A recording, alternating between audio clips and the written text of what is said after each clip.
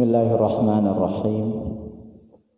Assalamualaikum warahmatullahi wabarakatuh.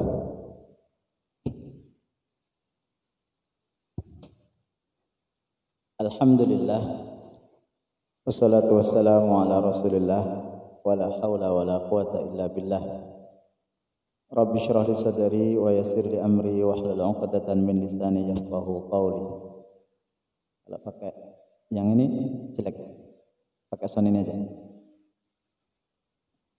Enggak, ini bagusan mana? Kalau pakai ini bagus enggak? Saya tuh pakai gini tuh enggak pede Bapak Ibu, kayak artis saja, malu saya.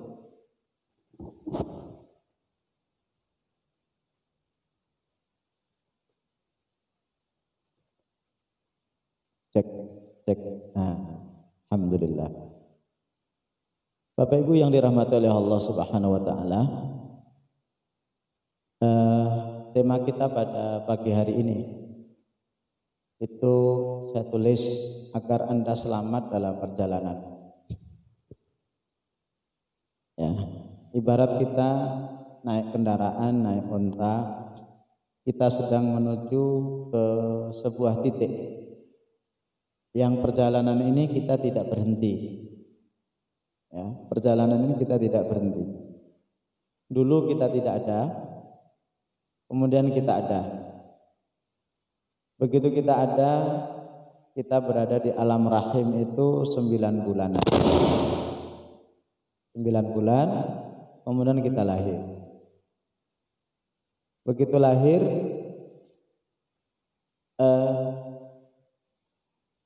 kita ditanggung rezekinya oleh Allah Subhanahu wa taala lewat ibu kita sampai kita disapi, kemudian jalan terus. Kemudian ketika umur 12-13 tahun dimulailah babak baru yang namanya kita ini jadi manusia yang diperhitungkan oleh Allah kebaikan dan keburukan kita. Kemudian kita dewasa sampai sekarang umur 40, 50, 60 dan seterusnya. Setelah itu kemudian kita meninggal dunia. Ketika kita meninggal, fisik yang ngurusi manusia, dimandikan, dikafani, disalatkan, dikubur, dibalikin lagi ke tanah karena kita dari tanah. Sementara roh kita itu diurus oleh malaikat. Roh kita diurus oleh malaikat. Ada yang sampai langit pertama itu lolos sampai langit ke-7, kemudian balik lagi ke fisik. Ada yang baru langit pertama itu sudah ditolak. Kemudian kita pindah ke alam kubur. Ini perjalanan kita Bapak Ibu. Di alam kubur kita bisa lama, bisa puluhan tahun, bisa ratusan tahun, sampai nanti nunggu datangnya hari kiamat. Dan di alam kubur hanya ada 2, kalau enggak nikmat ya azab. Setelah itu Bapak Ibu, setelah itu datanglah tiupan sangkakala, baik sangkakala pertama maupun sangkakala yang kedua. Begitu sangkakala yang kedua, kita dikumpulkan oleh Allah Subhanahu wa taala di sebuah tempat yang namanya Padang Mahsyar. Di Padang Mahsyar nanti kita akan mendapatkan syafaat. Di Padang Mahsyar kita akan mendapatkan buku catatan. Di Padang Mahsyar nanti kita akan ditanya oleh Allah Subhanahu wa taala. Ada yang ditanya itu cepat, ada yang ditanyanya itu lama. Kemudian nanti kita ditimbang. Apakah kita ini kebaikannya lebih banyak dan lebih berat daripada keburukan kita. Begitu kita selesai ditimbang, kita akan melewati sebuah telaga. Telaga itu bernama Al-Kautsar. Telaga itu bernama Al-Kautsar. Kemudian setelah itu kita akan melewati sebuah titian, As-Sirat, yang perjalanannya itu perjalanan 1 bulan. Ada yang cepat, ada yang lambat. Ada yang lolos, ada yang nyangkut, ada yang nyemplung ke neraka. Kemudian setelah itu kita akan lewati jembatan yang kedua untuk menyelesaikan masalah urusan sesama manusia, terutama kaitannya dengan harta. Baru kalau itu lolos, kita baru punya hak untuk istirahat, kita punya hak untuk santai-santai, yaitu ketika seseorang bisa masuk ke surga. Maka kata Imam Ahmad bin Hanbal, seseorang manusia, seorang mukmin itu bisa istirahat ketika salah satu kakinya itu sudah menginjakkan di surga. Maka karena jauhnya perjalanan yang tadi saya sampaikan singkat-singkat itu, setiap manusia itu butuh yang namanya bekal. Kalau kita hanya ke Tanjung Karang, cukuplah uang 50.000. Kalau kita ke Jakarta paling tidak 1 juta. Kalau kita umroh mungkin 40 juta. Kita keliling dunia ini mungkin 1 miliar. Tapi ternyata perjalanan kita itu lebih jauh daripada apa yang kita bayangkan. Kalau perjalanan di dunia Bapak Ibu, kita bisa balik lagi. Bapak Ibu ke Kalianda, ternyata duitnya ketinggalan, bisa balik lagi ke rumah. Tapi kalau perjalanan hidup ini tidak ada istilah waktu mundur. Nggak ada ceritanya Bapak Ibu minta muda lagi, minta remaja lagi, minta gagah lagi, nggak bisa. Terus kita maju. Maka kendaraan ini yang ada adalah hanya D, nggak ada huruf P, R. Gigi itu ada D, ada R. R itu reject, mundur, nggak ada. Kita ini maju terus, nggak ada mundurnya. Maka kita harus memastikan diri semua aset yang kita miliki itu mendukung perjalanan ini, tidak menyebabkan perjalanan ini jadi berat. Dan kita ingin semua yang kita miliki dan semua yang kita bawa itu bukan menjadi beban, tapi menjadi bekal. Ya, mau kita punya suami, mau punya istri, bukan jadi beban hidup, tapi jadi bekal hidup. Ibu-ibu kan punya suami Bu ya, Bu. Suami ibu itu beban atau bekal? Bekal, alhamdulillah. Aslinya ada beban sih, tapi nggak berani diucapkan karena ada suami di sebelah. Bapak, istri itu beban atau bekal?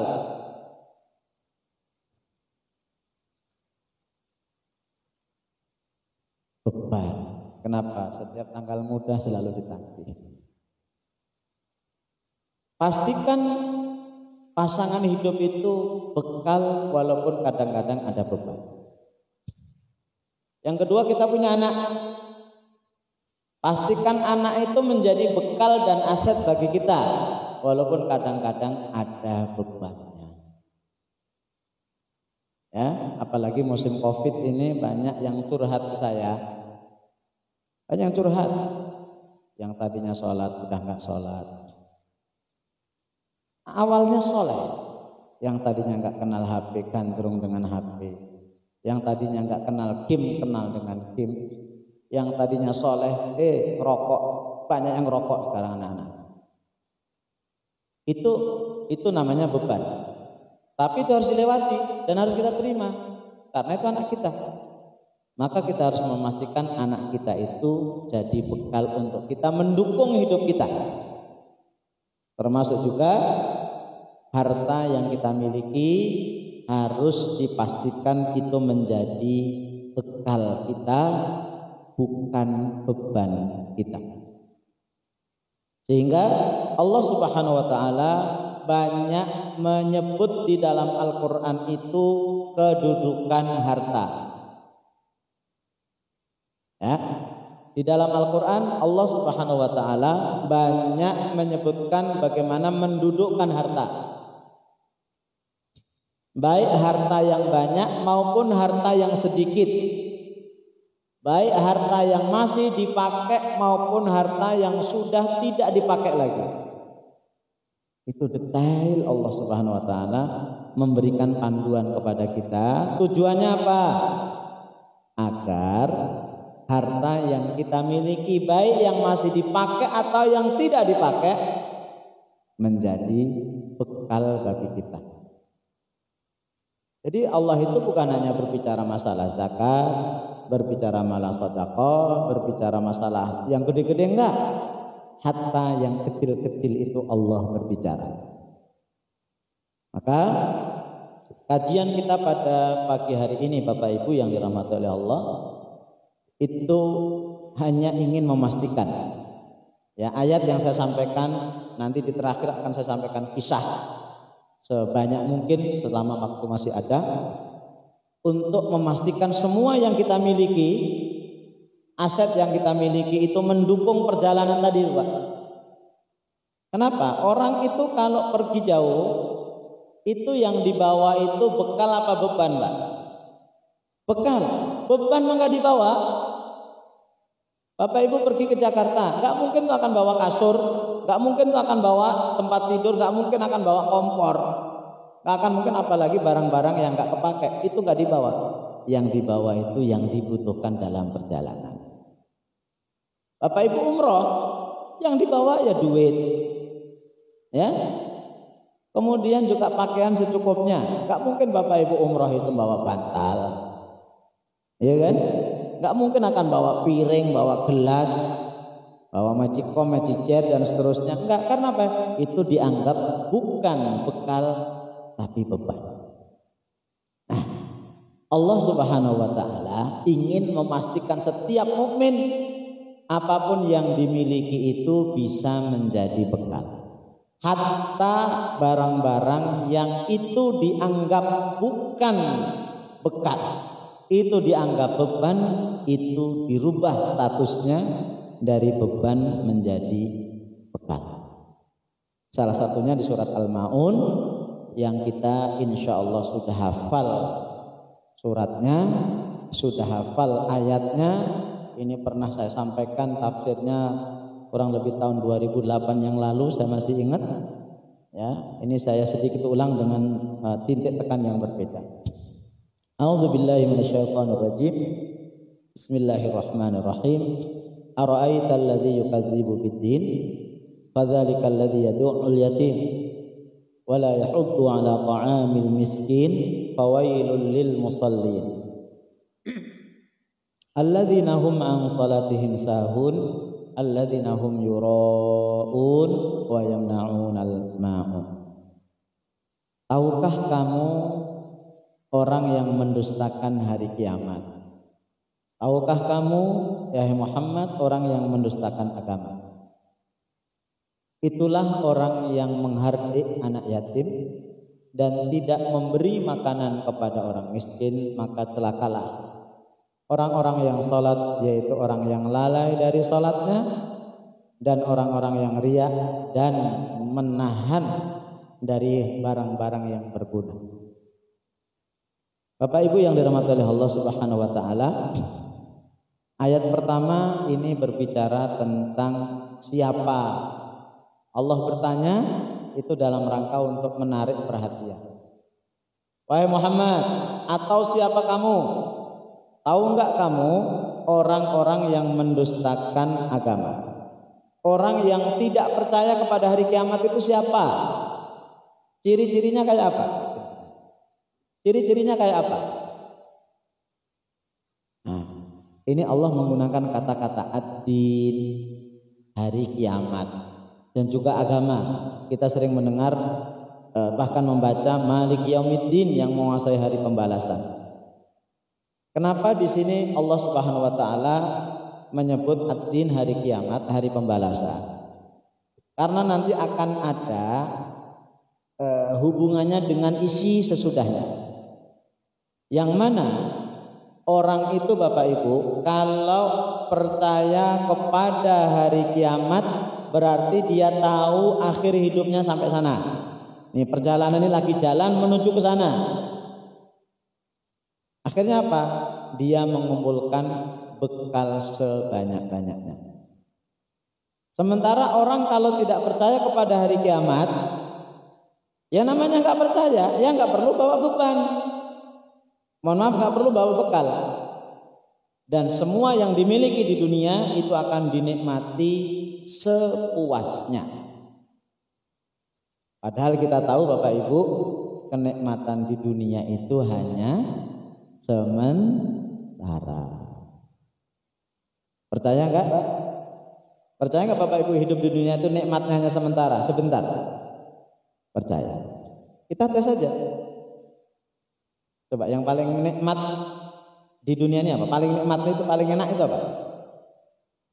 Makan. Baik, makan. Makan, tidur. Baik, nanti kita satu-satu. Makan. Baik. Nikmat loh. Sehat itu kan jarang bisa dinikmati sehat itu. Nikmatnya apa? Enggak terasa. Yang fisik makan. Makan. Baik. Coba. Ibu makan. Yang paling enak makanan apa? Cumi. Wah, ini sama dengan seleranya dengan saya. Tapi saya nggak percaya loh Bu kalau cumi itu enak. Kalau nggak ada buktinya. Coba dibawa ke sini, nggak usah banyak-banyak, 5 kilo aja. Cumi, baik. Betul, cumi itu enak. Tapi kira-kira Bapak Ibu, kalau setiap hari sarapan, makan siang, makan malam, makan cumi 1 bulan. Pertama apa? Bosan. Yang kedua apa? Kolesterol. Yang ketiga apa? Nah, anggaran membengkak. Selesai. Berarti makan cumi itu enaknya hanya sesekali. Tadi makan apa lagi? Udang, sama persis udang. Tadi enaknya tidur Pak Ustadz. Ya tidur itu nikmat. Tapi kalau ibu tidur terus jadi nikmat gak? Nggak nikmat. Nggak nikmat Bapak Ibu. Maka kita butuh yang namanya kenikmatan yang tidak membosankan. Kita butuh kenikmatan yang tidak ada putus-putusnya. Dan itu bukan di sini. Kalau laki-laki bapak-bapak mungkin saya tanya nikmatnya apa? Mohon maaf, mungkin hubungan badan. Padahal mohon maaf Pak, hubungan badan ya gitu-gitu aja. Rasanya ya gitu-gitu aja.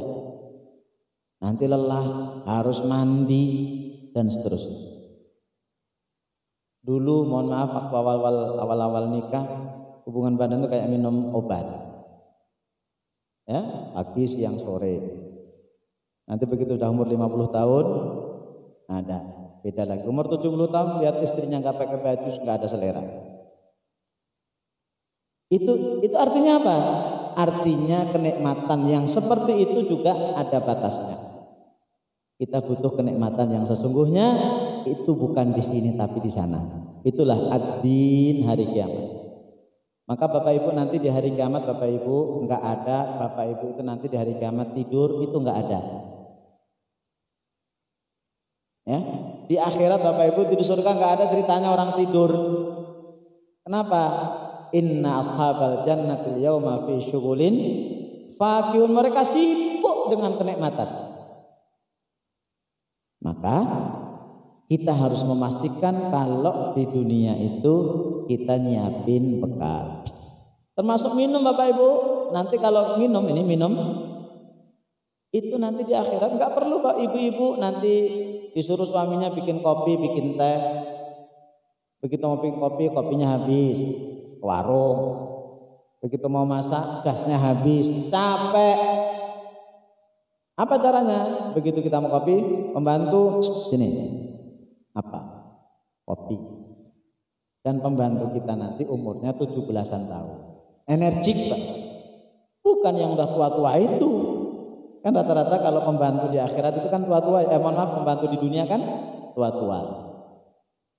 Di nggih ndoro kopi. Oh nggih. Tek datang.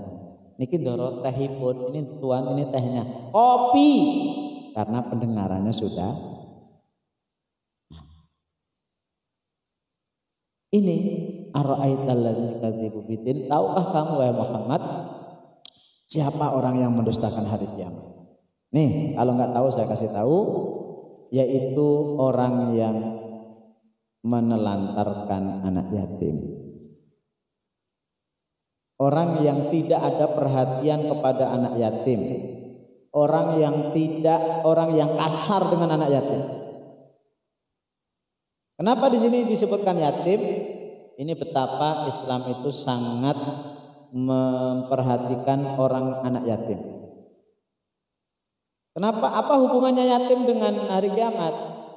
Kenapa ada orang yang tidak perhatian sama anak yatim, Bapak Ibu? Karena menolong anak yatim itu enggak prospek, Pak. Secara duniawi enggak prospek. Saya kasih tahu. Maka kalau Bapak Ibu punya di rumah anak yatim, wallahi Bapak Ibu, iman Bapak Ibu sempurna.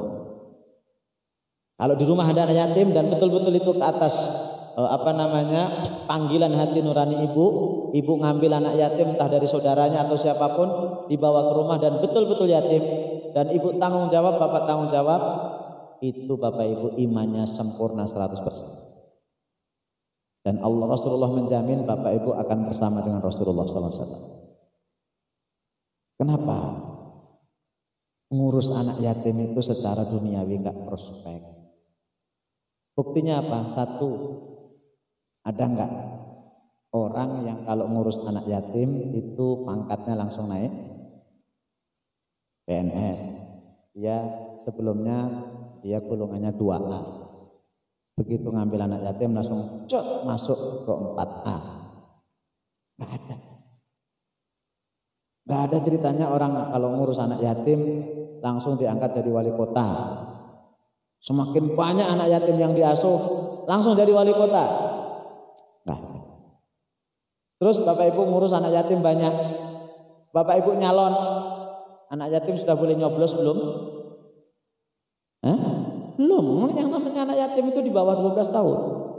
Enggak prospek Bapak Ibu. Maka kalau ada orang yang ngurusi anak yatim dengan cara apapun, berarti dia menganggap yatim ini adalah bekal menuju Allah.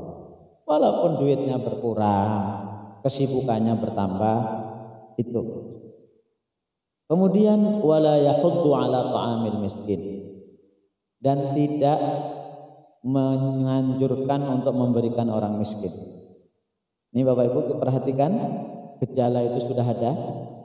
Perhatian kita kepada orang miskin itu nyaris tidak ada. Kalaupun toh ada 5 tahun sekali. Nih sebentar lagi sebelum tanggal 9 Desember akan banyak bingkisan-bingkisan. Ya, akan banyak bingkisan-bingkisan. Untuk apa? Biar dapat suara.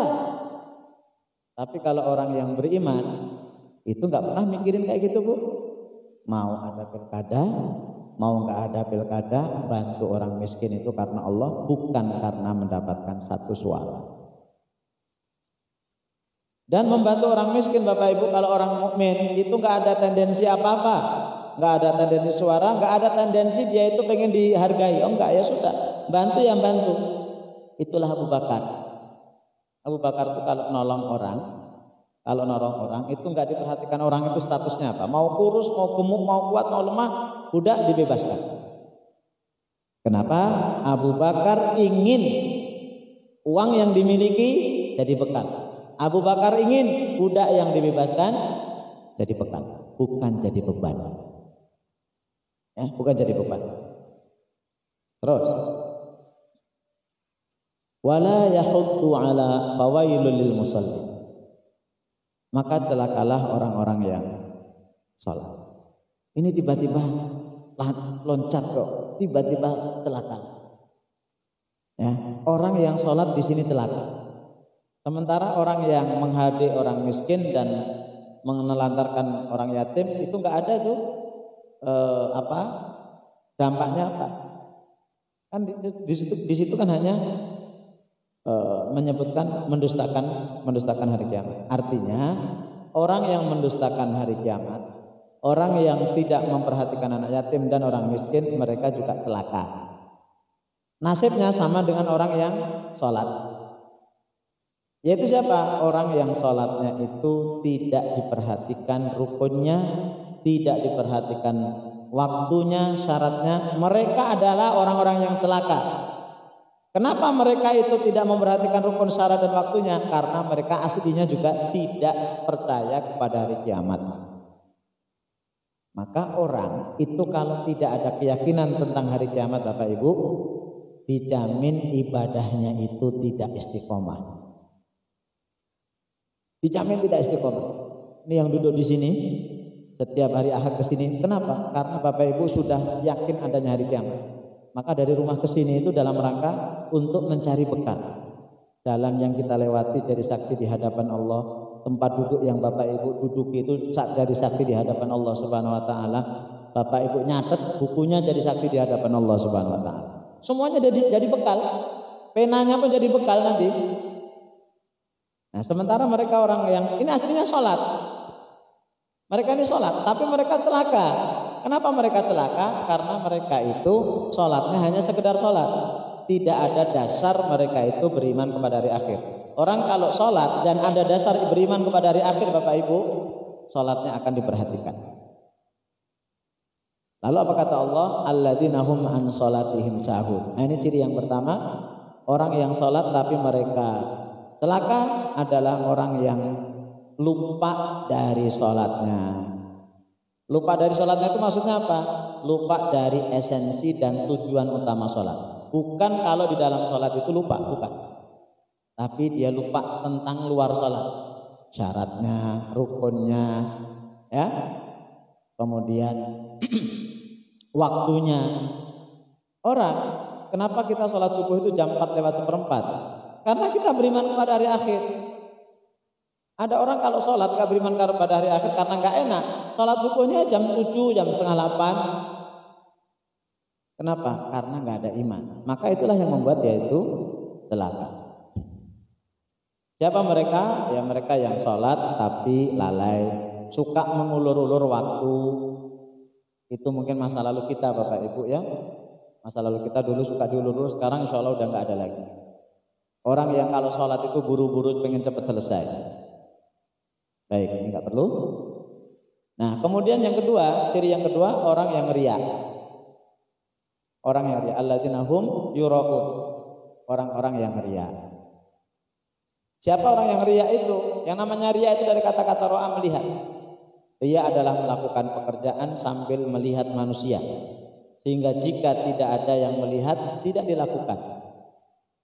Dan juga ketika melakukan pekerjaan selalu berusaha agar dilihat dan diperhatikan orang lain untuk mendapatkan pujian, sanjungan, popularitas, dan dukungan suara.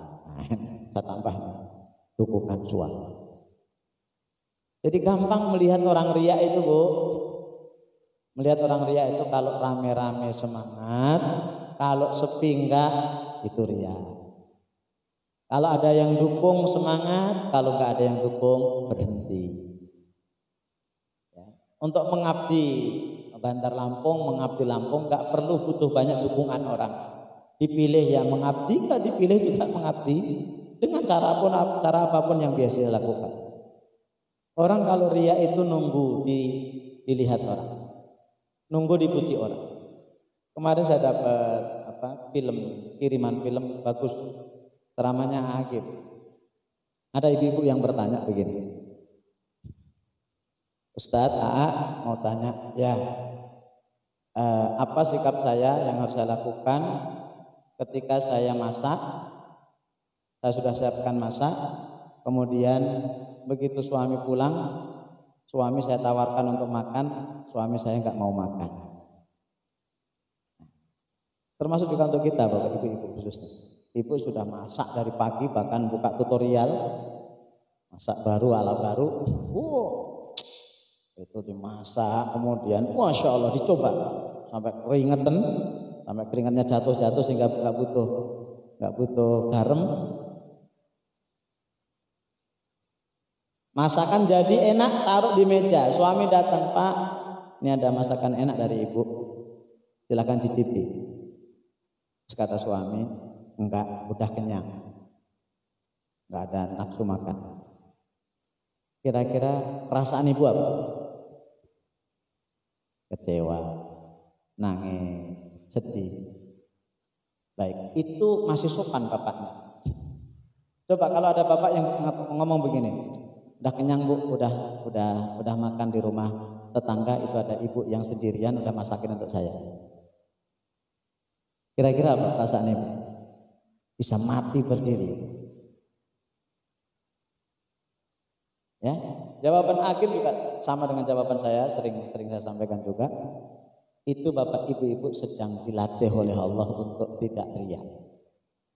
Dilatih oleh Allah untuk ikhlas. Memang berat, sangat berat. Dan wajar kalau ibu itu sedih, wajar. Tapi itu sebenarnya Allah melatih kita untuk ikhlas. Dan boleh jadi makanan itu bukan rizki suami kita, tapi rizki ibu. Kalau ibu sudah terbiasa ngaji di Darul Fatah, jawabannya gampang. Oh ya alhamdulillah Pak, kalau nggak mau makan saya aja yang makan. Itu. Tapi kalau langsung sedih, stres, langsung ke kamar, tengkurap, terus ngeloni itu apa? Memeluk bantal. Ini kayaknya jarang ngaji Darul Fatah ini kayaknya. Ya memang itu teori Bapak Ibu, teori. Tapi praktekkan aja. Itu ya. Tapi bapak-bapak nggak boleh begitu. Cicip lah Pak, walaupun sepiring 2 piring dicicip lah. Kemudian yang terakhir wayamnaunal ma'un. Nah ini yang ingin saya sampaikan. Ciri orang yang tidak percaya kepada hari kiamat, ciri orang yang celaka di dunia dan di akhirat adalah orang yang tidak memaksimalkan apa yang dia miliki. Wa yamna'unal ma'un, mereka mencegah. Mencegah itu tidak ada keinginan, baik mencegah dirinya maupun mencegah orang lain. Mencegah dirinya berarti dia memang nggak mau mencegah orang lain, bisa jadi suaminya, bisa jadi istrinya, bisa jadi anaknya. Ibu misalnya mau infak, mau zakat, kata bapaknya, ya Allah Bu, infak lagi Bu. Iya Pak, mumpung kita masih hidup. Nggak boleh. Itu berarti bapak terkena ayat 7 ini. Yang seharusnya malah didukung. Oh ya Bu, Masya Allah, bapak bangga sama ibu. Dikit-dikit infak, seneng. Atau kita misalnya anak sekolah bawa makanan untuk dibagi-bagi. Ya, kita mampir ke warung beli makanan, misalnya makanan ringan itu. Anak-anak pengen belinya yang satu harganya 3.000. Satu kelas 30, berarti 90.000. Kita mikir, ya Allah 90.000. Nah, ada nggak yang harganya 500 nak? La haula. Itu namanya wa yamna'unal ma'un. Apa itu al-ma'un? Apa itu al-ma'un? Al-ma'un adalah barang yang berguna walaupun terlihat remeh. Di awal saya sampaikan, orang yang beriman kepada hari akhir adalah orang yang memastikan semua yang dimiliki itu menjadi bekal, bukan menjadi beban. Baik yang besar-besar maupun yang kecil-kecil, baik yang berguna atau dianggap tidak berguna. Tidak ada dalam Islam itu namanya tidak berguna. Second, enggak ada. Maka apa kata ulama? Abdullah bin Mas'ud mengatakan barang yang terbiasa dipinjamkan. Bapak Ibu kalau senangnya minjem dan meminjamkan itu salah satu tanda kebaikan. Orang datang pinjem, ya kita pinjemin. Baik nanti balikinnya itu mengecewakan atau tidak mengecewakan, enggak masalah. Kadang-kadang kita itu perhitungan, Pak. Ada tetangga butuh sepeda, butuh mobil. Dia nggak punya mobil, kita punya mobil. Pak, pinjam mobilnya. Oh ya silahkan, bawa. Begitu pulang, kotor. Bensinnya yang penting. Udah menjelang padahal waktu dipinjam full.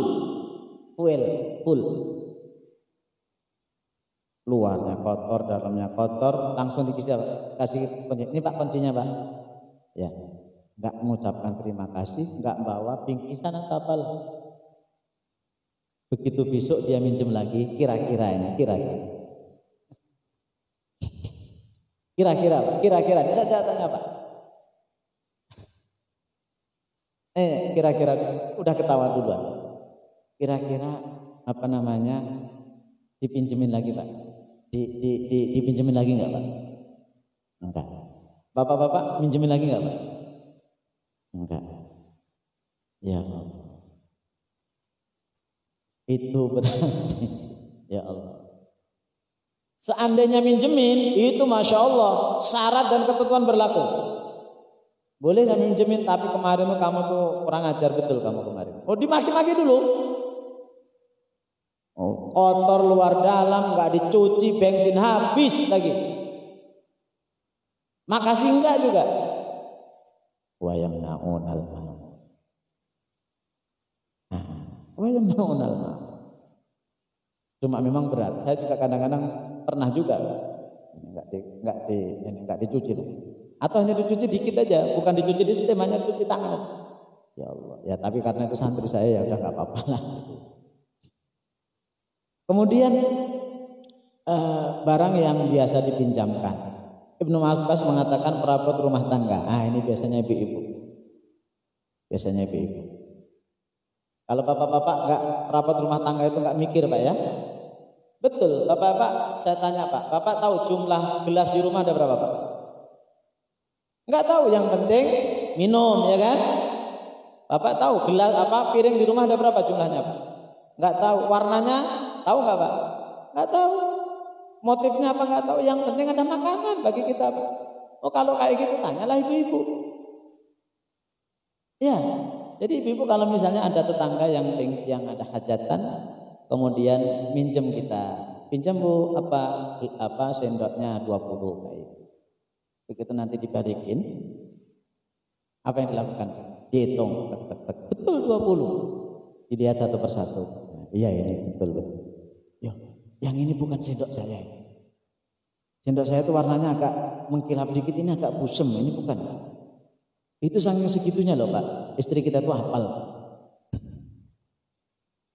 Betul ya, hafal Pak. Piring juga begitu. Iya ini iya. Loh Pak, ini bukan piring kita Pak. Kenapa Bu? Motifnya kan ini warnanya agak birunya agak hijau ini Pak. Sampai segitunya Pak. Akhirnya besok begitu ada yang minjem lagi, enggak boleh. Apa kemarin minjemin salah balikin. Kalau orang yang tidak berhitungan, kalau ada orang yang beriman pada hari akhir, itu maka enggak perlu dipikir Bapak. Maka kita harus berani memastikan di rumah kita itu hal-hal yang kita anggap itu enggak berguna harus kita pastikan bagaimana harus jadi berguna. Mau barang-barang second, mau apapun itu harus berguna. Mau baju second, mau kardus, mau piring, mau gelas, mau tempat tidur harus dipastikan. Kenapa? Nih, tsumma latus'alunna yauma idzin 'anin na'im. Kemudian pasti kalian nanti akan ditanya pada hari kiamat. Ya, pasti akan ditanya dan ditanya itu satu persatu Bapak Ibu. Pertama kali pertanyaan nanti sholat selesai. Sholat selesai, pertanyaan kedua tentang darah. Darah itu artinya pernah bunuh atau enggak. Begitu selesai ditanya satu persatu, ini rumah kamu gimana, dari mana? Warisan, lulus. Rumah kamu dari mana? Beli. Hartanya halal apa haram? Halal, lulus. Mulai masuk. Lah ini kok ada kasur 4 ini dari mana? Dikasih hadiah nikah, lulus. Ini dari kantor lelang. Lelangnya apa namanya? Lelangnya fair apa enggak? Fair, lulus. Tanya satu-satu, Pak. Ini gelasnya ada 100 ini. Bener kan ini gelasnya ini? Lulus. Ini ada perabot kecil-kecil ini dari mana ini? Dikasih kasih apa namanya? Oleh-oleh, lulus. Lah ini ada kardus numpuk ini kenapa enggak dipakai? Tanya Pak. Ya Allah. Apa betul? Ini ada hadisnya banyak. Nih. Nih. Dari Imam Ahmad. Ya.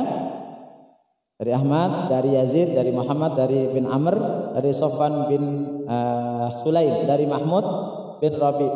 Ketika turun ayat Alhaakumut takatsur sampai tsumma latus'aluna yauma idzin 'anin na'im, mereka para sahabat pertama, ya Rasulullah, nikmat mana yang ditanya nanti kami? Kami nanti yang ditanya nikmat apa aja. Karena kami itu hanya punya aswadan, hanya punya air sama kurma. Wa suyufana ala riqabina, kemudian kami punya pedang. Nah, kami ditanya apa? Kata beliau, ya semuanya itu akan ditanya. Tuh, air itu ditanya Bapak Ibu. Air di rumah mereknya apa? Mereknya 212. Milik siapa? Orang Muslim. Alhamdulillah. Ini merek nih rumah di rumah mobil air apa? Aqua. Aqua apa? Danon. Danon itu punya siapa? Perancis. Kena kamu. Tanya no.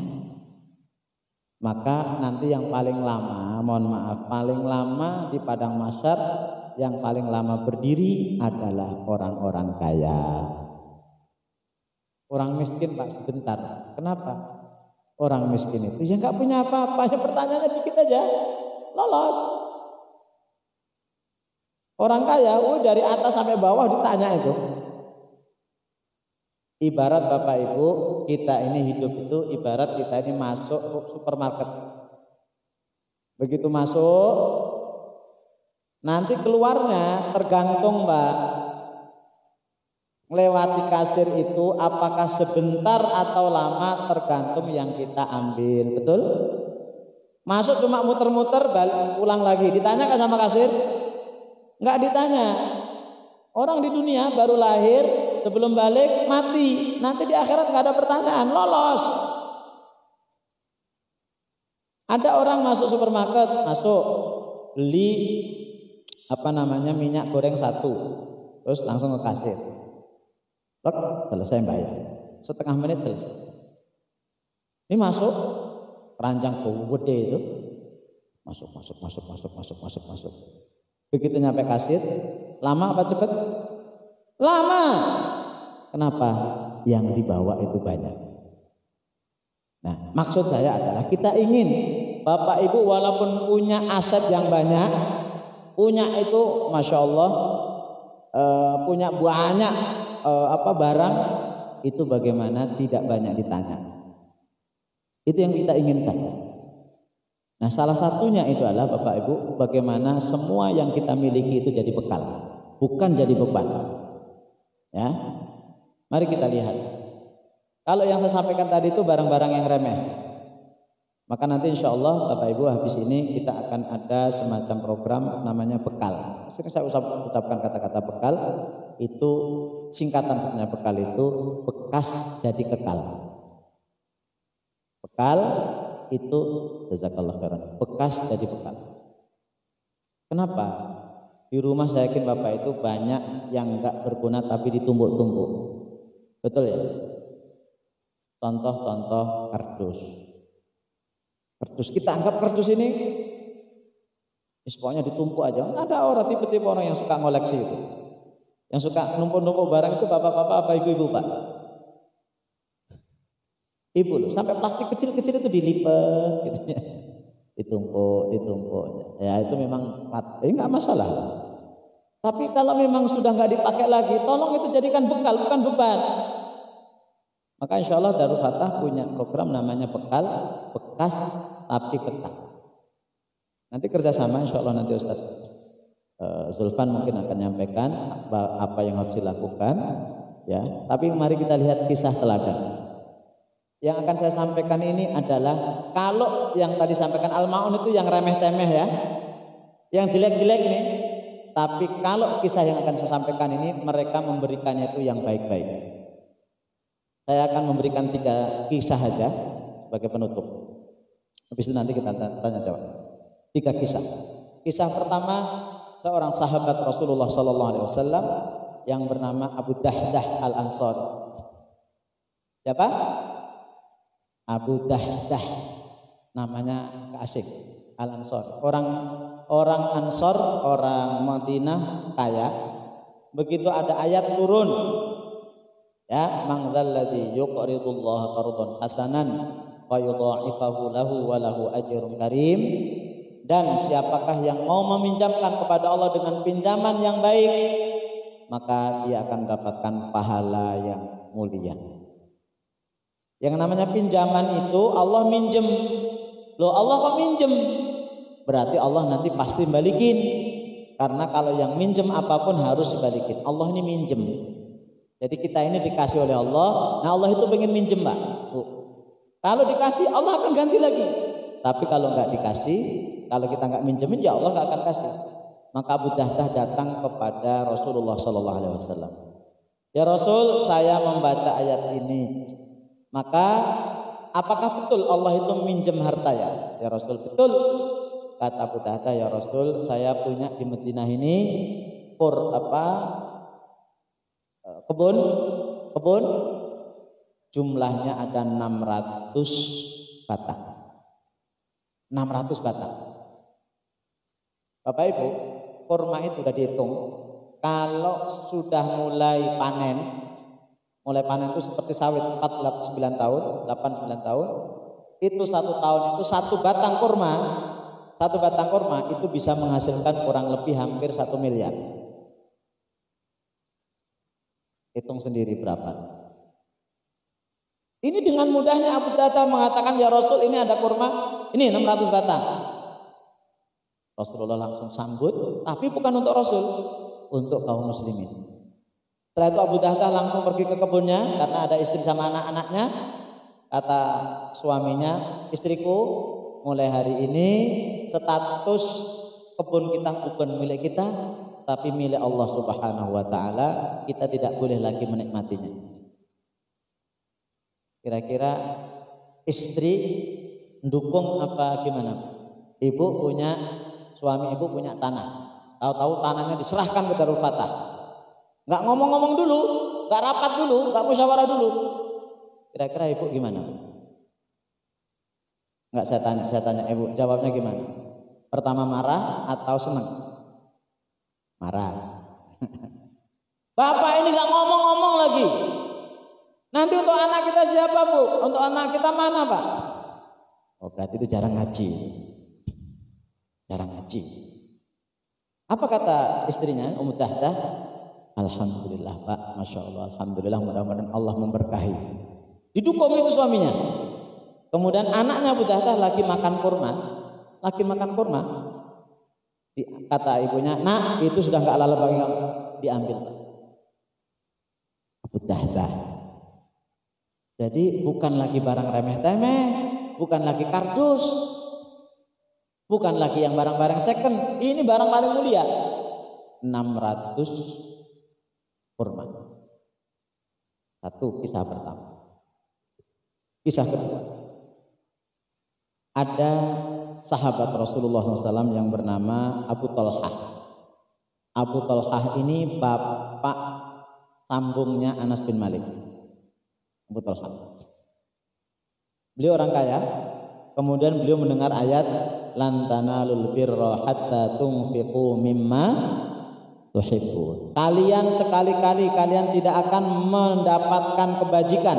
Kalian tidak akan mendapatkan surga sebelum kalian menafkahkan yang paling kalian cintai. Nih, sesekali nanti Bapak Ibu infak, wakaf, sedekah yang paling dicintai. Oh, kalau kita mikir juga yang paling dicintai apa? Waduh, mobil Pajero masa mau diinfakin? Mikir. Ini enggak Abu Talhah.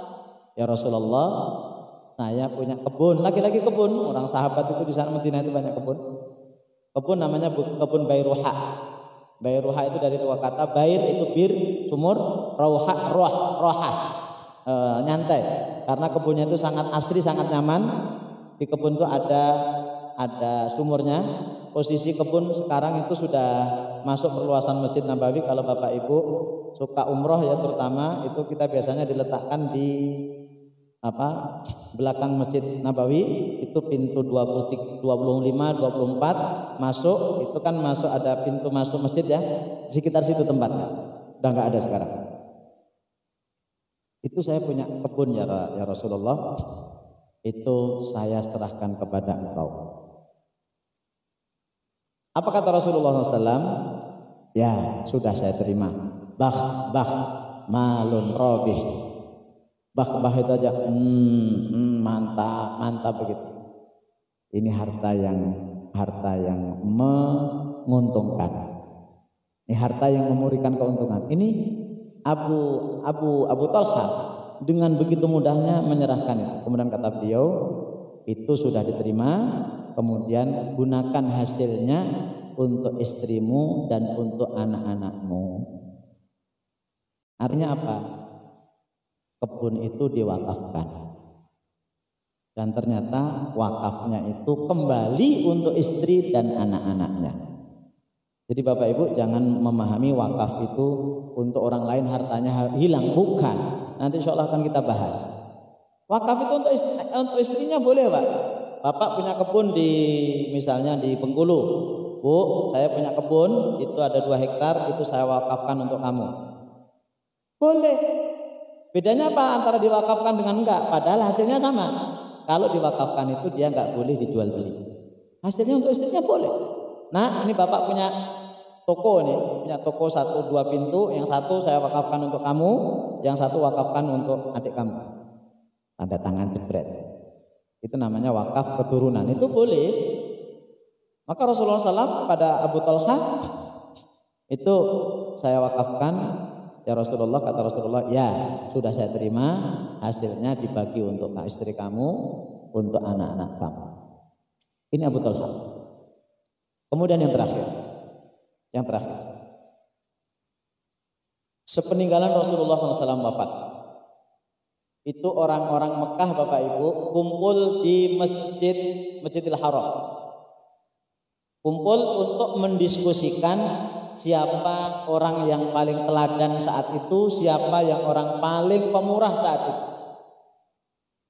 Mereka kumpul, disebutlah namanya A, B, C, D, E, F dan seterusnya. Akhirnya mengerucut kepada 3 orang. Ya. Orang Arab itu terkenal dengan dermawannya.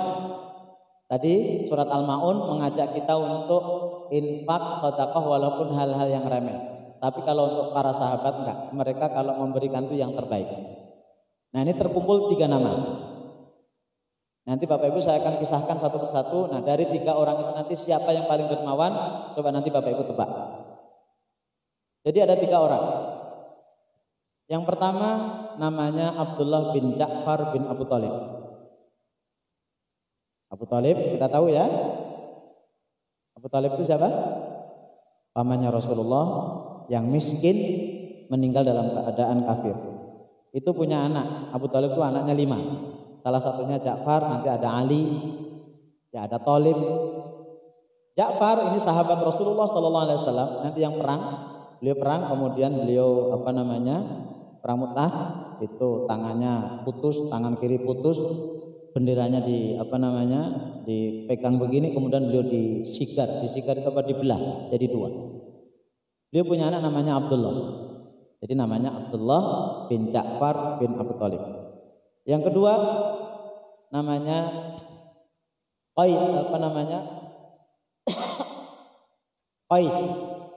Qais bin Sa'ad bin Ubadah.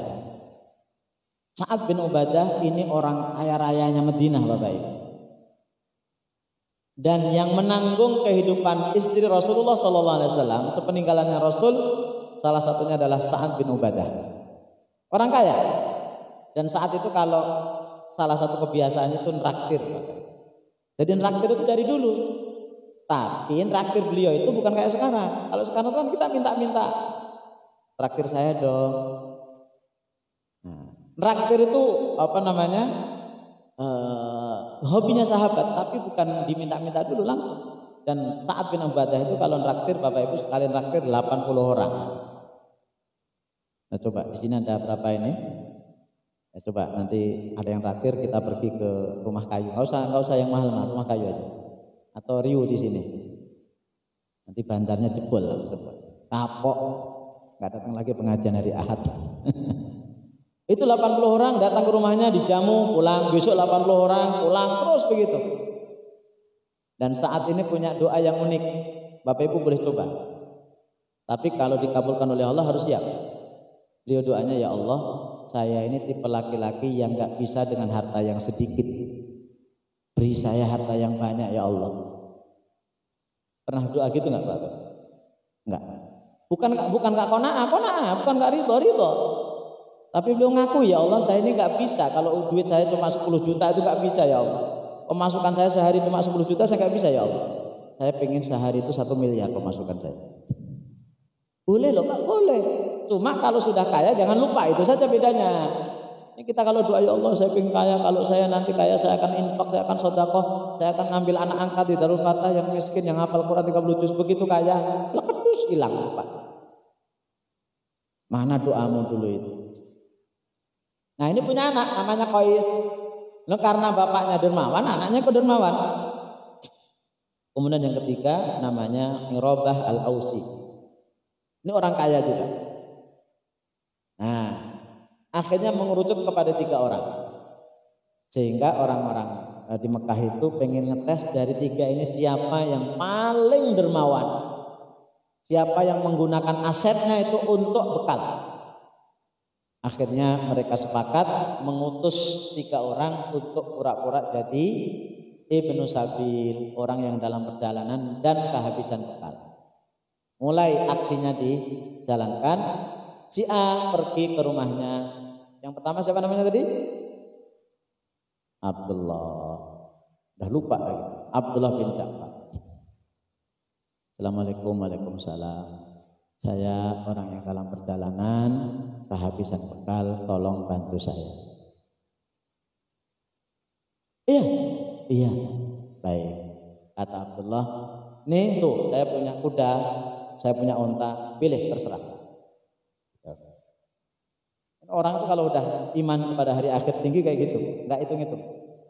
Tuh saya punya unta, kamu kan perjalanan habis perjalanan, silahkan naikin unta, ambil, terserah kamu pilih.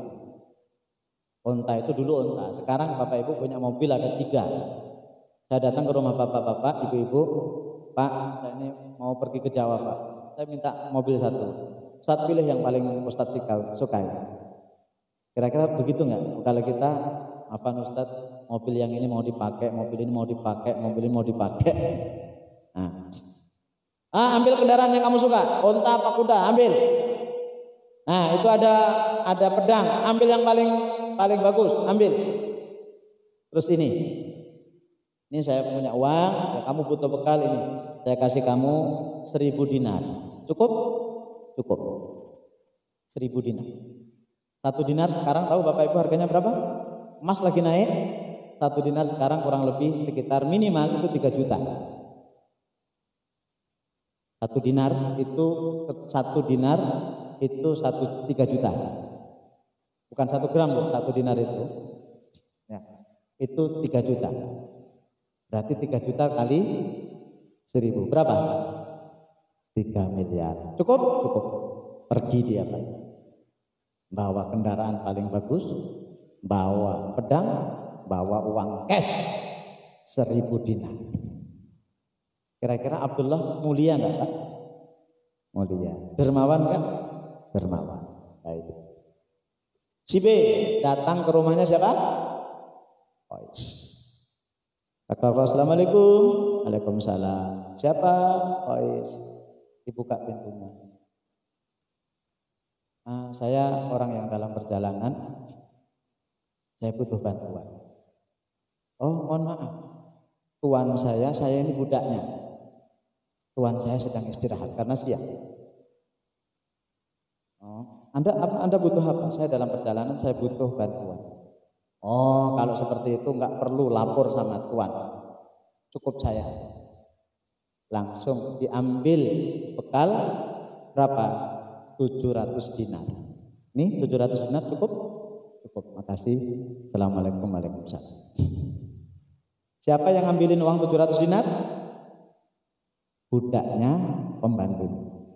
700 dinar kali 3 juta berapa? 2 miliar 100 juta. Kira-kira ibu bapak tidur di rumah, datang tamu, ketemunya sama pembantu, butuh duit. Darul Fatah butuh uang misalnya.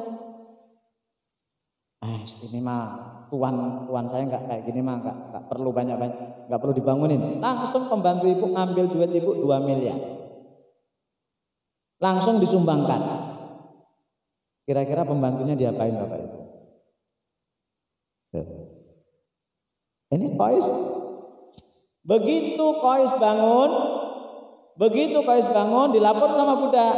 Tuan, tadi ada Ibnu Sabil, orang yang kehabisan bekal dalam perjalanan, minta bantuan, terus saya kasih uang 700 dinar. Terus saya kasih. Kira-kira Qais apa reaksinya? Bagus, yang kamu lakukan bagus, karena kamu sudah tepat. Kamu mulai hari ini saya bebaskan, kamu tidak lagi jadi budak. Masya Allah. Itu orang kalau beriman kepada hari akhir. Yang ketiga siapa? Irabah al-Ausi. Irabah. Datang orang kepada Irabah. Assalamualaikum. Waalaikumsalam. Mohon maaf, saya butuh bantuan, saya ini orang yang kehabisan bekal dalam perjalanan. Saat itu Irabah sudah tua dan buta, sedang ke masjid dituntun oleh 2 budaknya kanan kiri. Dituntun. Terus ya saya butuh bantuan Tuan untuk melanjutkan perjalanan. Baik. Mohon maaf Tuan. Mohon maaf, kata Irabah kepada orang yang dalam perjalanan itu, saya sudah tidak punya aset lagi. Saya sudah tidak punya aset lagi, barang saya sudah nggak ada di rumah, saya tinggal punya 2 budak ini. Nah, karena kamu butuh perjalanan, butuh bantuan nih, 2 budak ini saya serahkan ke kamu. Saya berikan ke kamu, kamu jual di pasar sana, nanti hasilnya itu untuk kamu. Nih, saya sudah niatkan, bismillah, saya serahkan budak ini, saya serahkan ke kamu. Kata yang dalam perjalanan, yang orang yang Ibnu Sabil tadi, mohon maaf Tuan, ini tinggal 2 ini harta Tuan. Iya. Terus kalau Tuan kasihkan ke saya, gimana nanti Tuan ke masjid, siapa yang bimbing? Itu nggak apa-apa. Kata orang yang ngaku nggak jadi dalam perjalanan itu, Ibnu Sabil, mohon maaf, saya nggak jadi menerima, nggak usah bantu saya kasihan sama Tuan. Kata Irabah, demi Allah saya sudah niat memberikan budak ini kepada engkau, jadi saya nggak akan mencabut ucapan saya. Akhirnya si Ibnu Sabil tadi sama membawa 2 budak, dibawa pergi untuk bekal. Sementara Irabah yang mau ke masjid itu nggak jadi ke masjid, pulang lagi ke rumah merangkak nggak jadi ke masjid karena nggak ada yang membimbing. Itu sampai seperti Irabah. Pertanyaannya, dari 3 orang itu Bapak Ibu, yang paling dermawan siapa? Abdullah, Qais, apa Irabah? Semua penduduk yang ada di Masjidil Haram itu sepakat mereka milih Irabah. Dalam keadaan yang sangat sempit, dalam keadaan miskin, dalam keadaan gak punya apa-apa, masih bisa melakukan apa-apa. Itulah generasi terbaik. Maka kajian pada pagi hari ini ingin mengajak Bapak Ibu semuanya untuk sama-sama kita memastikan kalau semua bekal yang kita, semua yang aset yang kita miliki itu bisa menjadi bekal bagi hidup kita, baik dengan cara kita itu berinfak, sedekah, maupun ada hal-hal yang selama ini nggak kita pikir tapi ternyata itu bisa menjadi kebaikan. Ini sebagai penutup kisah yang ingin saya sampaikan, dan masih banyak kisah-kisah lagi tentang kebaikan orang, termasuk Abdullah bin Umar, Bapak Ibu. Abdullah bin Umar itu minta istrinya pergi ke pasar beli kurma. Beli kurma terbaik, anggur terbaik. Begitu nyampe di rumah, anggur itu tidak dimakan. Tidak dimakan. Begitu ada orang minta-minta, anggur itu dikasihkan. Kata istrinya, "Bang, ini anggur termahal, anggur terbaik. Kan mau makan anggur terbaik." "Iya, saya hanya ingin merasakan gimana rasanya berinfak dengan sesuatu yang paling saya cintai. Kan berat Bapak Ibu ya, menginfak yang paling dicintai itu kan berat. Itu berat. Akhirnya Abdullah bin Umar itu pengen nyoba aja rasanya kayak apa. Ternyata memang berat. Itu ya, memang berat. Nah ini masih ada contoh-contoh yang lain. Baik Bapak Ibu yang dirahmati Allah, ini yang saya sampaikan. Silahkan kalau ada langsung ke tanya jawab dulu. Ya silakan tanya jawab 5 menit kalau ada yang mau ditanya. Ya silakan Ibu. Waalaikumsalam. Waalaikumsalam.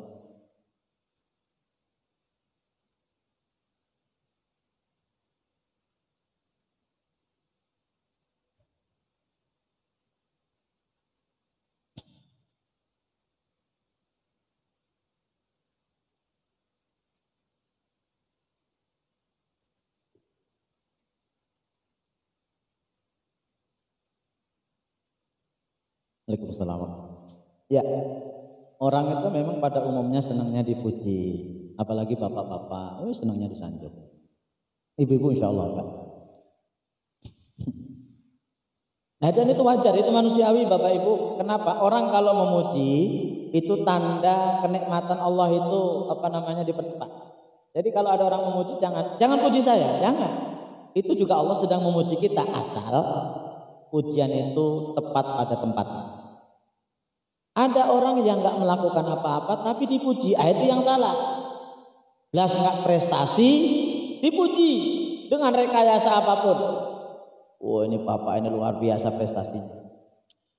Itu mencelakakan. Tapi kalau memang bapak itu orang bapak ibu memang melakukan terus dipuji, ya itu wajar. Allah pun memujinya dengan syarat dia tidak lupa daratan. Nah ketika ada rasa bangga, lihat dulu bangga nanti berbentuk sesuatu enggak. Tapi kalau bangga itu menimbulkan sesuatu yang lain, itu yang enggak boleh. Begitu dipuji, ya memang sah, ya itu jadinya sombong. Tapi kalau begitu dipuji, ya bangga, langsung astagfirullah, mohon maaf, ya saya memang melakukan tapi enggak seperti itu. Jangan lebih-lebih lah. Itu berarti kita meredam, ya meredam itu. Nah terus doanya apa? Ya doanya minta kepada Allah. Seperti Rasulullah SAW ketika hadis Tirmidzi, ketika mau berangkat haji, beliau itu berdoa Allahumma ja'alhu hajjan la riya' fihi. Bapak Ibu ganti aja doanya, Allahumma ja'alhu amalan la riya' fihi. Ya Allah jadikanlah ini amal yang tidak ada riyaknya. Itu minta kepada Allah Subhanahu wa taala, Allahumma ja'alhu amalan la riya' fihi wa la sum'ah. Nih, tak tulis.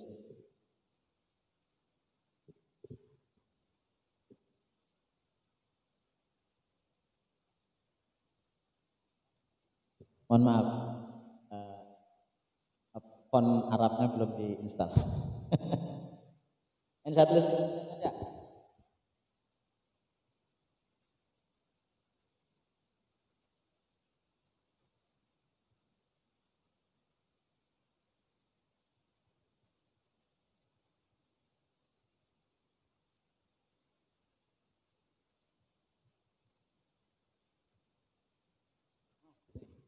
Mohon maaf saya pakai teks Indonesia karena ini laptop baru diinstal karena rusak, lupa teks font Arabnya belum di. Allahumma ja'alhu amalan la riya'a fihi wa la sum'ah. Ini kalau ibu bapak dipuji doanya itu. Allahumma ja'alhu amalan, ya Allah jadikan amal ini la riya'a, tidak ada riya, fihi di dalamnya wa la sum'ah, dan tidak ada sum'ah. Ini doanya ibu. Ada lagi silakan tanya.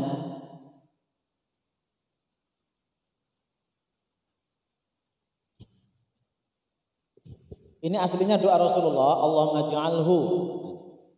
Ya Allahumma ja'alhu. Ya, itu aslinya doa Rasulullah sallallahu alaihi wasallam, tapi ini redaksinya saya ganti. Nih. Allahumma ja'alhu, ya Allah jadikan hu dia haji. Berarti kita Allah jadikan amal itu amalan-amalan la riya yang ada riya fi di dalamnya wala sum'ah. Tidak ada sum'ah. Baik, ada lagi silakan. Ya, terakhir.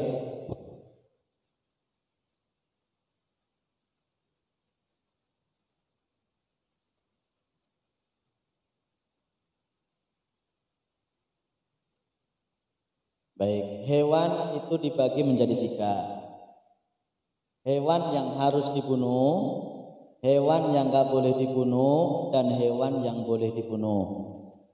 Saya ulangi, hewan dibagi menjadi 3. Hewan yang nggak boleh dibunuh, hewan yang harus dibunuh, dan hewan yang boleh dibunuh. Hewan yang nggak boleh dibunuh hukumnya haram untuk dimakan. Hewan yang nggak boleh dibunuh itu apa? 1, semut. Ibu bapak haram makan semut. Semut hukumnya haram. Alasannya apa? Karena nggak boleh dibunuh. Yang 2, lebah. Lebah nggak boleh dibunuh. Haram bapak ibu makan lebah. Tapi hasil lebah halal. Itulah madu. Burung hudhud itu nggak boleh dibunuh. Burung hudhud nggak ada di Indonesia. Burungnya itu kecil, putih, ujungnya ada hitam-hitamnya, kemudian ekornya hitam. Itu burung hudhud. Itu banyak di Palestina. Itu nggak boleh dibunuh. Kenapa? Ya nggak boleh dibunuh, berarti nggak boleh disembelih, biarkan dia mati sendiri. Semua hewan yang nggak boleh dibunuh haram untuk dimakan. 1. Yang kedua, hewan yang harus dibunuh itu juga haram untuk dimakan. Semua hewan yang harus dibunuh nggak boleh dimakan. Apa? 1, tikus.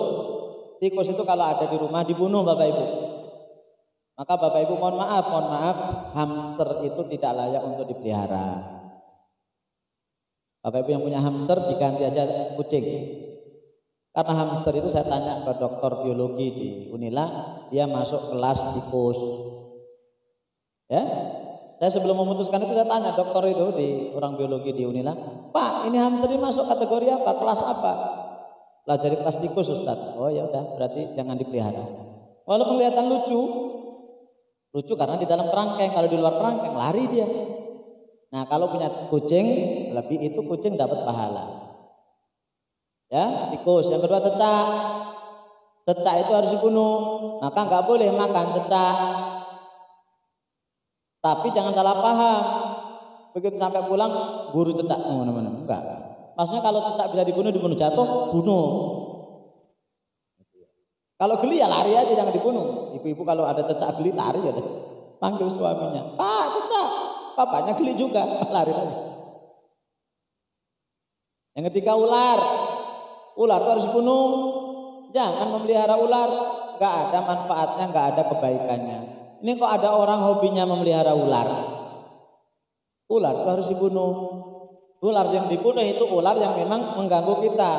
Habis ini jangan bapak ibu pergi ke kebun binatang ambil beli baikon dibunuh ularnya. Bapak ibu di penjara. Maksudnya ular yang di sekitar kita. Dan kalau bunuh ular itu ada adabnya, dikeluarin dulu. Dan saya mohon maaf termasuk orang yang paling takut sama ular. Ular yang kecil gini apa? Yang pendek segini aja itu girap-girap ya. Girap-girap itu apa? Girap-girap takutnya minta ampun. Wallahi Pak. Pernah ada di rumah saya itu masuk ular. Kan masuk keramik kan bikin jalannya takut ya. Saya ngambil genter. Genter itu apa ya? Galah. Itu panjang 2 meter Mbak. Gini-gini Mbak. Saya itu dan saya langsung mental itu jatuh Mbak. Saya kalau melihat ular itu mesti langsung kayak mau mutah ya. Maka saya kalau ke kebun binatang, ya itu kok melihat ular saya biasanya sebentar langsung pergi saya.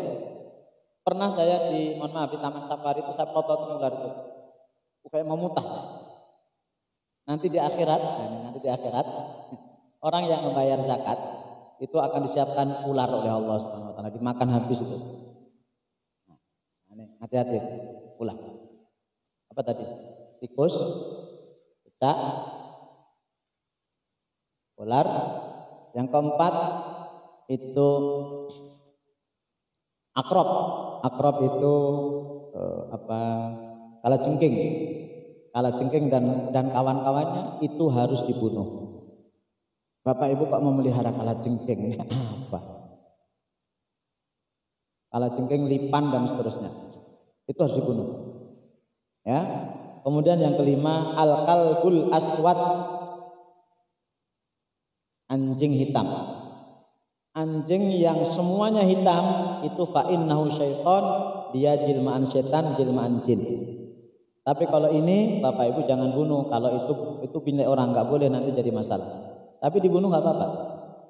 Jadi kalau anjing hitam total ya, dari kepala sampai kaki hitam. Kalau hitam terus di bawahnya itu putih, itu bukan. Atau anjing-anjing yang warna kuning coklat itu bukan. Itu anjing biasa. Tapi kalau anjing hitam itu boleh untuk dibunuh. Nah, hewan yang dibunuh yang harus dibunuh itu haram untuk dikonsumsi. Nah, kalau singa termasuk hewan yang boleh dibunuh atau nggak boleh dibunuh? Nggak masuk kategori boleh dibunuh atau nggak boleh dibunuh. Jangan dibunuh, karena sebelum kita bunuh dia membunuh kita. Ngapain bunuh singa Bapak Ibu? Nggak ada kerjaan. Baru yang ketiga, hewan yang boleh dibunuh itu hukumnya halal untuk dimakan. Ayam itu boleh dibunuh, bukan harus dibunuh. Boleh, artinya kalau butuh ya dibunuh, sembelih. Kambing, sapi, buaya boleh disembelih? Enggak, sebelum disembelih dia nyembelih kita dulu. Nah, gimana dengan semut? Semut kalau dia tidak membahayakan, tidak ganggu, sesama semut dilarang saling mengganggu. Artinya kalau dia biarin aja, caranya apa? Kasih aja gula di luar dia akan kumpul di luar. Tapi kalau dia hanya berjalan, biarin aja. Tapi kalau dia mengganggu wilayah kita, baru disapu. Tahu-tahu masuk ke badan, gigit. Oh, kata Ustadz, semut gak boleh dibunuh, biarin aja lah. Bentol-bentol, bunuh. Karena dia memasuki wilayah kita. Itu Bapak Ibu ya. Ada ular, bunuh. Nah gitu ya. Lebah itu kalau di pohon biarin aja. Jangan diselomot, dibakar, jangan. Tapi kalau dia masuk ke rumah kita kok gigit, bunuh. Gitu ya. Baik, ini Bapak Ibu yang dirahmati Allah. Silakan selanjutnya Ustadz Zulfan untuk menyampaikan. Silakan Ustadz. Assalamualaikum warahmatullahi wabarakatuh. Alhamdulillah, wassalatu wassalamu ala rasulillah, amma ba'd. Para jamaah kajian Ahad Yayasan Darul Fatah yang mudah-mudahan senantiasa berada di dalam naungan Allah Subhanahu wa taala. Sebagaimana yang tadi sempat disinggung oleh Ustaz Hafi, bahwasanya saat ini Yayasan Darul Fatah melalui Lembaga Amil Zakat akan meluncurkan sebuah program yang bernama Bekal, Bapak Ibu sekalian.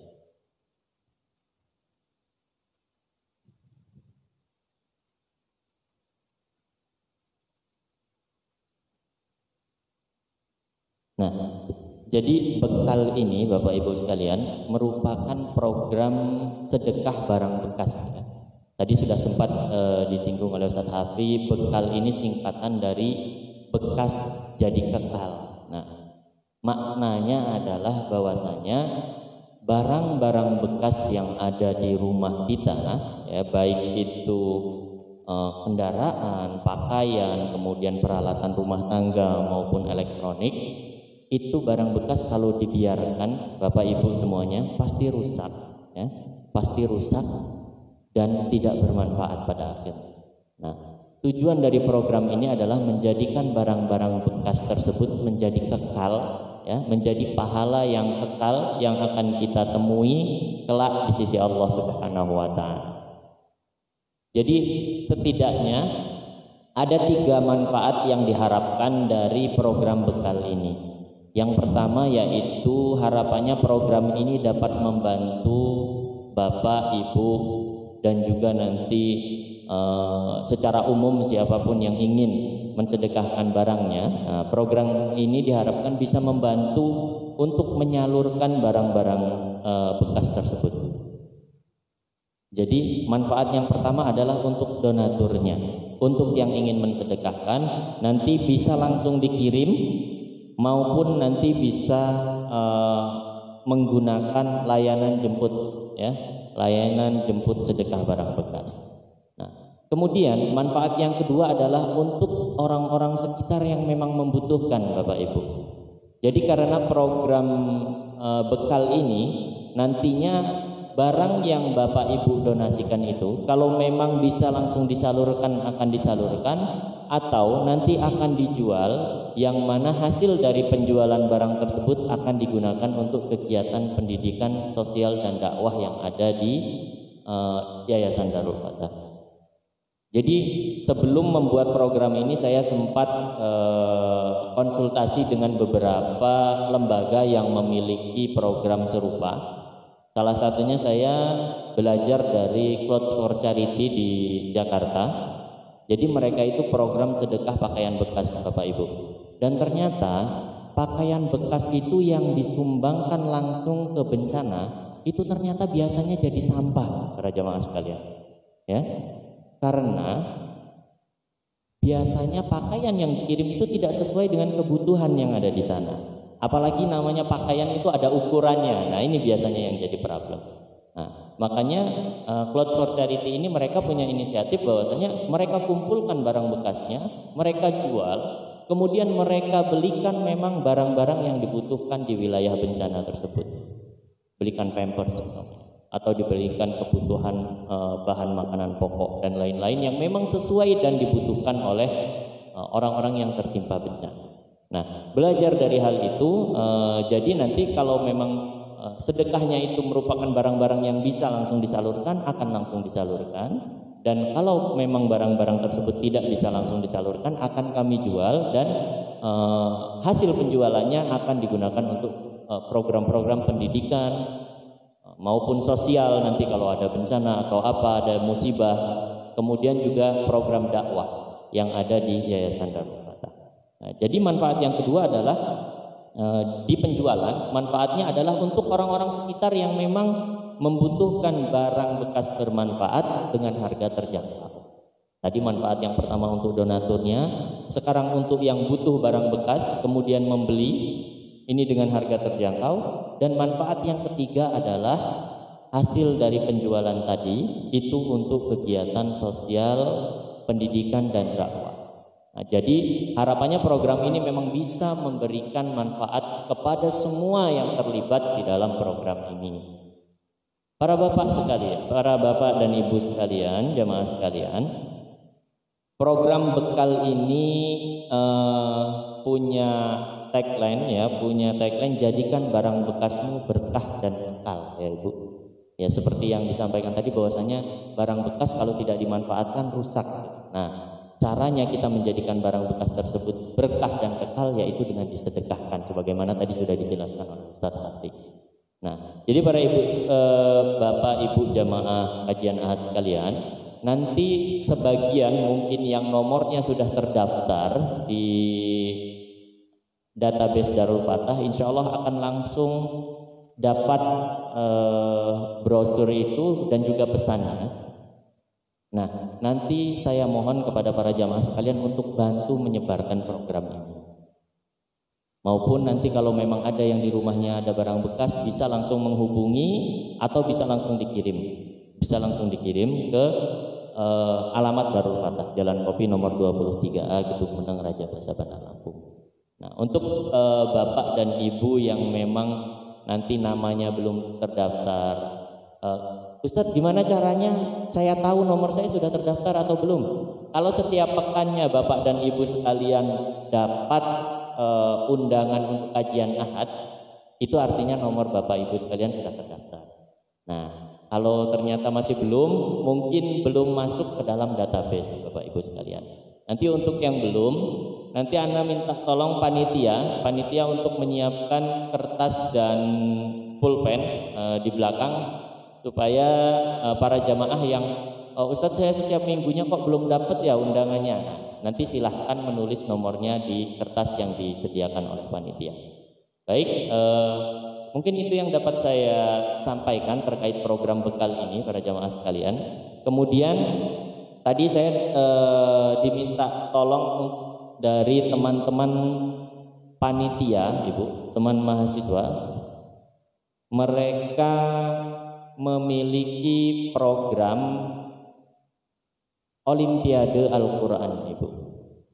dengan tema membangun kembali spirit Islam setelah pandemi. Nah, insya Allah Olimpiade Quran ini akan dilaksanakan pada bulan Februari 2021. Kita berdoa, mudah-mudahan kemarin sudah ada pengumuman ya Bu dari Kemendikbud bahwasanya Januari insya Allah sudah boleh tatap muka. Alhamdulillah, akhirnya Ibu ya. Pandemi yang panjang ini kita mulai melihat secerca harapan lah. Mudah-mudahan anak-anak kita sudah bisa kembali belajar di kelas. Kemudian juga kegiatan kita bisa kembali berjalan seperti sedia kala mudah-mudahan. Nah, kepada para jamaah sekalian yang ingin ikut berpartisipasi dalam program ini, program Olimpiade Al-Quran ini, nanti teman-teman mahasiswa menyediakan kotak infak yang ada di luar, yang mana untuk mendukung terlaksananya program Olimpiade Al-Quran ini. Mungkin itu saja yang dapat saya sampaikan. Atas kurang lebihnya saya mohon maaf. Kepada Allah saya mohon ampun. Astagfirullahaladzim. Karena Ustaz Hafi kebetulan sudah meninggalkan forum ini, mari kita tutup bersama-sama dengan melafazkan doa kafaratul majlis. Subhanakallahumma wa bihamdika asyhadu an la ilaha illa anta astaghfiruka wa atubu ilaik. Assalamualaikum warahmatullahi wabarakatuh.